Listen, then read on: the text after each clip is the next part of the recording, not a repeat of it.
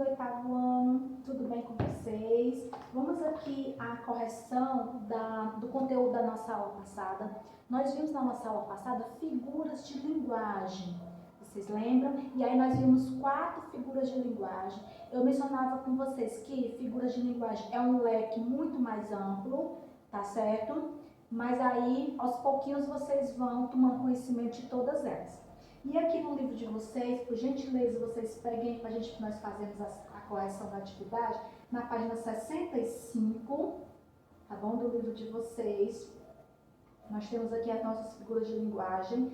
Lembrando, né, retomando aqui o conhecimento de vocês, que linguagem é todo esse evento comunicativo que o ser humano, né, utiliza para se fazer essa comunicação, essa interação social, né, entre sujeitos, tá bom? E dentro dessa grande imensidão que é a linguagem, nós temos 2 classificações, que são a linguagem denotativa e conotativa. Denotativa, de denotação, são aquelas palavras que têm sentidos no dicionário, um sentido exato, um sentido preciso, tá certo? Literalmente falando. Já a linguagem conotativa são aquelas palavras que têm sentido figurado, exagerado, tá bom? E aí eu quero mais uma vez lembrar para vocês que as figuras de linguagem vão estar dentro dessa linguagem, né? Conotação, essa linguagem conotativa, com essas palavras exageradas, com esse sentido figurado, ok? E também eu quero lembrar para vocês que as figuras de linguagem, elas estão muito presentes, elas são muito latentes em música, poesias, poemas, sonetos, tá bom? Então, é aí onde vocês vão encontrar a grande diversidade de figuras de linguagem. Mas aí, retomando aqui para o nosso conteúdo, para nossas atividades aqui na página 65, nós temos aqui a definição de antítese, tá bom? Antítese, a gente já sabe que são palavras ou expressões de sentido contrário, tá certo? Eu até coloquei no slide de vocês na aula passada alguns exemplos. Claro, contrário de claro, escuro, alto, contrário de alto, baixo, tá certo? Gordo, contrário de gordo, magro. Então, antíteses são palavras, né? São grupo de palavras, tá certo? Ou expressões que têm sentidos contrários. Então, aí eu tenho uma figura de linguagem que eu classifico ela de antítese. Bom, então vamos ler aqui os versos dessa canção, para nós encontrarmos aqui essa figura de linguagem antítese. Então temos assim, os versos, né? Não existiria som se não houvesse o silêncio. Não haveria luz se não houvesse a escuridão. Então quais são as palavras aí, né? Esse grupo de palavras que vai ter sentido, né, de antítese. Então, nós temos aí, na questão A, a gente pergunta assim, alunos, nesse verso há algumas ideias opostas, justamente são as antíteses. Então, vamos lá. No primeiro e no segundo verso, nós temos, no primeiro verso, som, tá bom? E no segundo verso, silêncio. Então, aí, são palavras que têm sentido contrário. As outras palavras que têm sentido contrário aqui luz e escuridão, tá bom? Então, são esses 2 grupos de palavras. Mais uma vez, som e silêncio, luz e escuridão, tá bom? Essa é a resposta de vocês na questão A. Por gentileza, vocês aí só confiram, né, se fizeram correto. Na B, nós temos assim, aluno, que ideia essas oposições sugerem? É justamente o sentido de antítese, essa ideia de contrário, tá bom? Ideias que se opõem, né, uma à outra, ok? E aí, passando aqui para paradoxo, nós já temos, né, a definição de paradoxo, que é essa reunião de ideias, né, que se anulam, que são ideias contraditórias, incomuns, ilógicas, não tem um raciocínio lógico.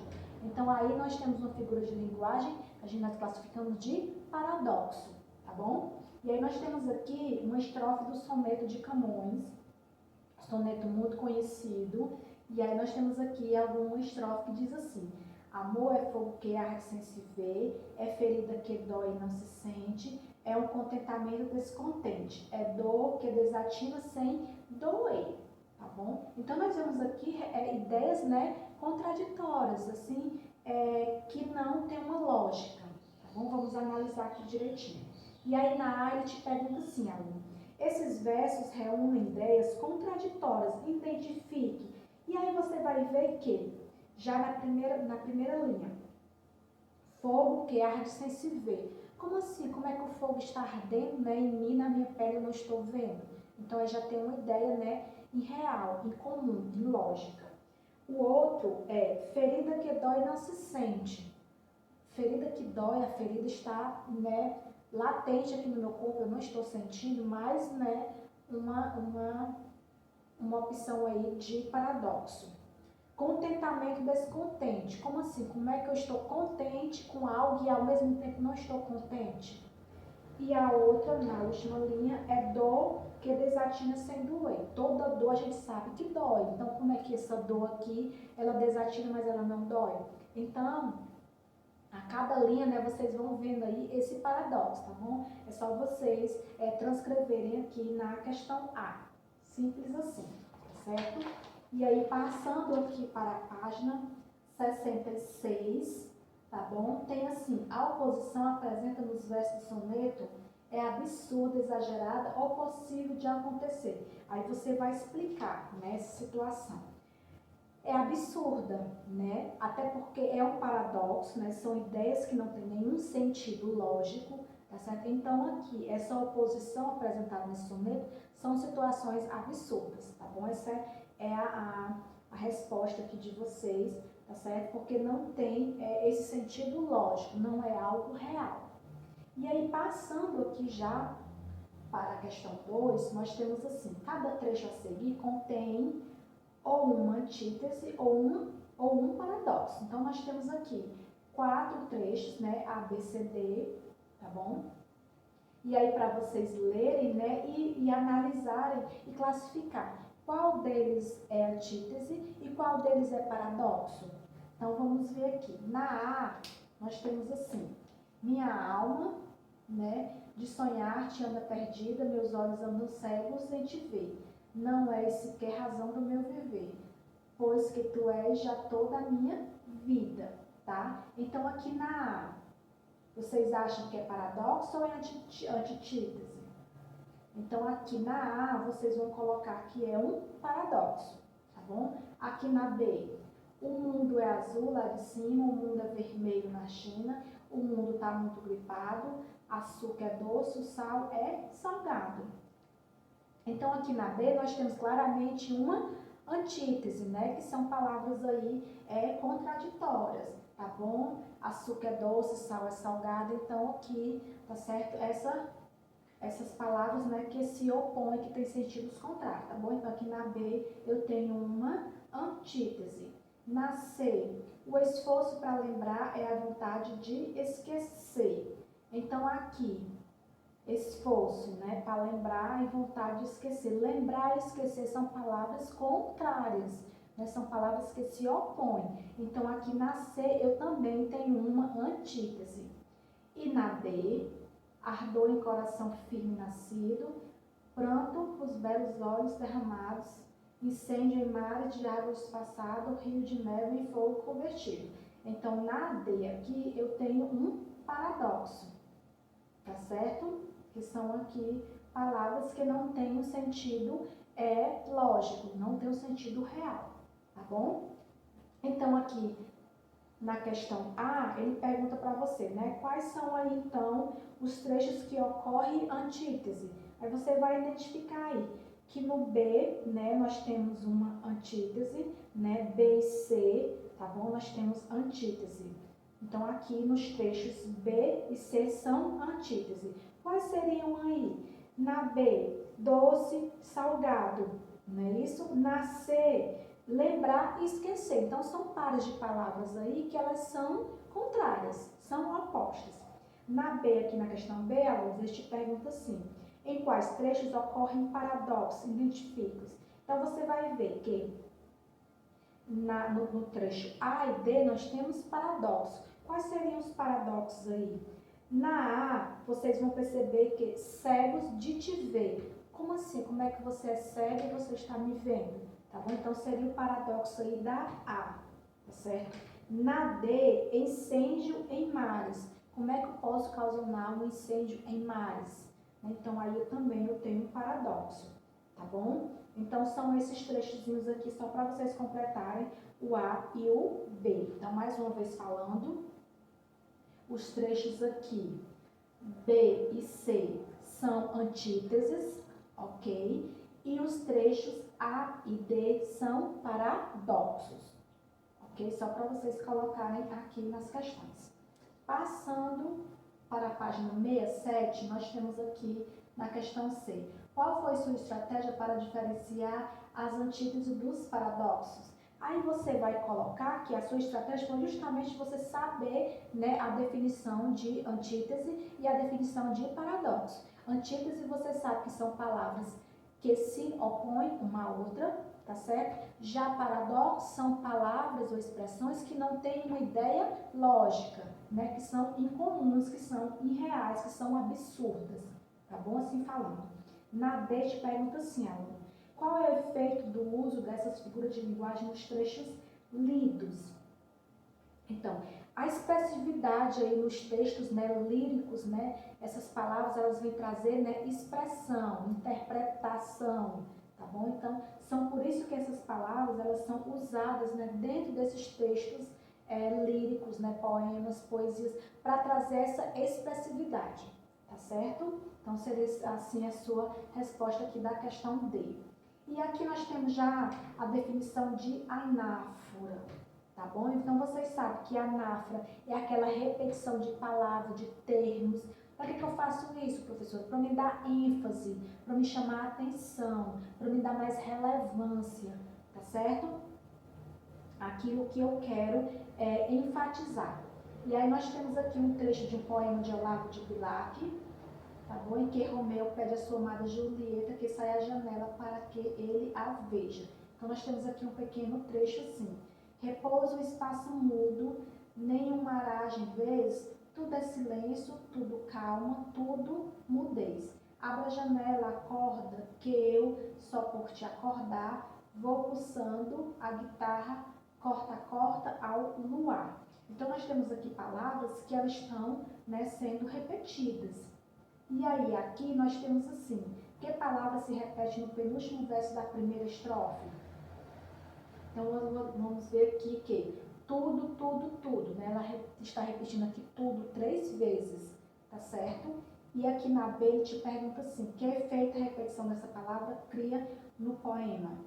O efeito aí de silêncio, né? Tudo é silêncio, tudo calma, tudo mudez. Então, ele está enfatizando aí que o silêncio, né, da Julieta está sendo muito grande, por isso que ele está pedindo que ela vá à janela. Então, tudo é silêncio, tudo calma, tudo mudez. Então, na hora que ele faz essa repetição da palavra tudo, ele está querendo enfatizar o quê? O silêncio, a calmaria, tá certo? Então, aí nós temos claramente essa figura de linguagem que nós classificamos como anáfora, que é quando eu faço na repetição de uma palavra, tá bom? Para enfatizar outra.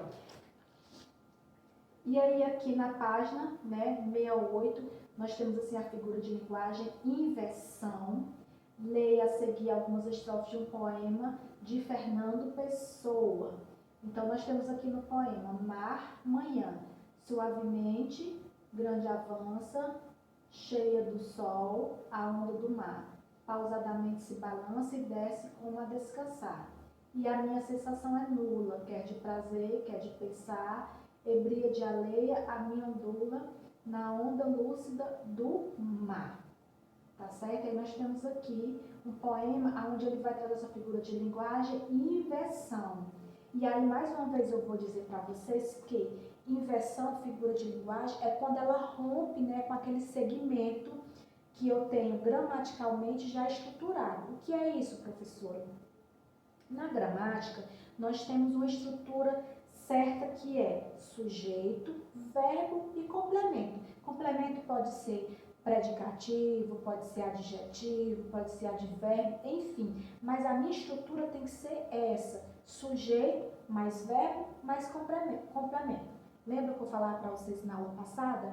Quando é dentro de um verso eu não tenho esse segmento, eu não tenho essa estrutura clássica, né? Então eu já tenho aí, mediante uma figura de linguagem que a gente chama de inversão. Por quê? Porque tem esse deslocamento, tá bom? A minha oração, ela não vai começar pelo sujeito, ela pode começar pelo verbo, ela pode começar pelo complemento, tá certo? Então aqui nesse verso, nós temos claramente aqui essa mudança, esse deslocamento, tá bom?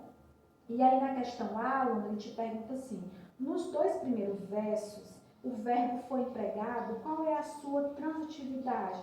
E nós temos aqui o verbo, né, já no finalzinho da linha, quando avança, né, que vem do verbo avançar, tá certo? Então o verbo aqui, ele já está só no finalmente da primeira linha.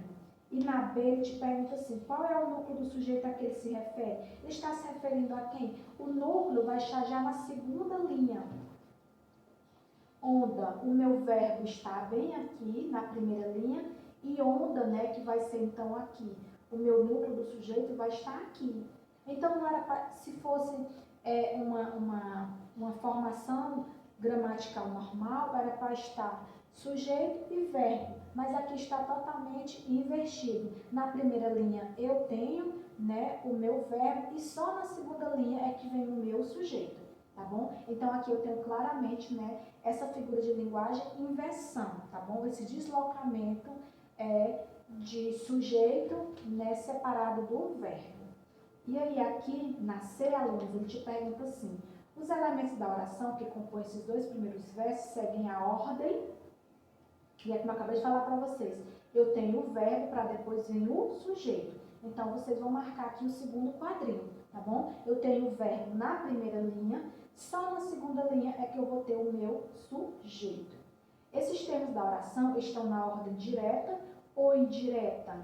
E aí vocês vão colocar que está justamente na ordem indireta, porque se tivesse uma ordem direta seria sujeito, verbo e complemento. Mas no caso aqui das estrofes do poema, eu tenho verbo mais sujeito, tá certo? Depois é que vai vir complemento. Então aqui a minha ordem é uma ordem indireta, tá bom? E a resposta de vocês para a questão D. E aí, passando aqui para a página 69, tá certo? Nós vamos aqui ainda continuar falando da figura de linguagem inversão. Mais uma vez aqui o hino nacional. Eu trouxe para vocês também nos slides falando sobre o hino nacional, né? O hino nacional, ouviram do Ipiranga. Já no início você tem essa ruptura, né, de sequência. O hino nacional, ele começa pelo verbo, né, para depois então vir o sujeito, então ele tem esse deslocamento. Então aí no hino nacional eu tenho claramente uma figura de linguagem, né, que a gente classifica de inversão. E aqui na página 69, mais uma vez, traz outro trechozinho do hino nacional para vocês observarem essa figura de linguagem. O hino nacional brasileiro é marcado por uma das figuras de linguagem estudadas nessa seção. O trecho é produzido a seguir e simplifica isso, tá bom? Então nós temos aqui, né, mais um trechozinho, né, do hino nacional. Do que a terra mais garrida, teus risonhos lindos campos têm mais flores. Nossos bosques têm mais vida, nossa vida dos teus seios mais amores. E aí aqui na questão A, aluno, te pergunta assim: a que aspecto do nosso país esse trecho nos faz referência? Esse trecho aqui faz referência à natureza, tá certo? Falando de bosques, né, flores, tá bom? E aqui na B, com relação a esse aspecto, nos dois primeiros versos, é feita uma comparação. Quais elementos são comparados? Ele está comparando aí sorrisos, né, teus sorrisos, lindos campos, comparando sorrisos a lindos campos, tá bom? E a outra comparação também é a terra garrida, tá bom? Então, está comparando aí, né, sorrisos, né, a lindos campos, né, e a terra garrida, fazendo uma comparação aí. Na C, ele te pergunta assim: que locução conjuntiva foi utilizada para construir essa comparação? Aí você vai ver aqui, né, que nós temos uma locução conjuntiva que é mais, tá bom? E do que mais, tá ok? Então, mais do que. Aqui na locução conjuntiva, para poder então fazer essa comparação. Na D, ele te pergunta assim, aluno, considerando a posição dos elementos comparados e a posição das partes da locução conjuntiva, pode-se afirmar que a frase que forma os dois primeiros versos estão na ordem, direta ou indireta? Assim também como nós vimos na questão anterior, aqui está na ordem indireta, tá certo? Porque não está naquela sequência de sujeito mais verbo, tá bom? Então aqui na D vocês marcam ordem indireta. E aí aqui na E ele te pergunta que figura de linguagem está presente nesses versos. Aí vocês já sabem que aqui no caso é a figura de linguagem inversão, tá bom? Porque não está naquela sequência de sujeito mais verbo e complemento, mas sim em toda uma estrutura diferenciada. Então, dentro do nosso hino nacional, claramente nós temos essa figura de linguagem, tá bom? Inversão, tá certo? Que é quando não se tem essa estrutura clássica de sujeito mais verbo, tá certo?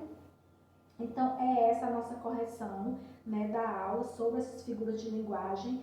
Aí eu deixo aqui para vocês, mais uma vez ressaltando que qualquer dúvida que tenha ficado sobre esse conteúdo de figura de linguagem, daqui a pouquinho nós vamos retornar às nossas aulas presenciais, e aí vai ser o momento de vocês tirarem qualquer dúvida, né, que vocês tenham ficado sobre esse conteúdo, tá bom? Dito tudo isso, eu quero mais uma vez deixar aqui a dica para vocês da leitura do paradidático, tá bom? O Médico e o Monstro, tá bom? É o paradidático aqui de vocês do segundo, né, bimestre, tá bom? Dentro, nós temos aqui a ficha de leitura para vocês preencherem, tá certo? Nada mais é a ficha de leitura do que perguntas sobre a história que vocês preenchem, tá bom? Para posteriormente vocês me entregarem, vai ser agregado notas a vocês, tá bom? Então, nesse tempo que vocês estão em casa, tirem um momentinho para vocês fazerem a leitura do paradidático de vocês, tá bom? Então, era essa a nossa aula de correção. Um cheiro a todos e até a próxima aula.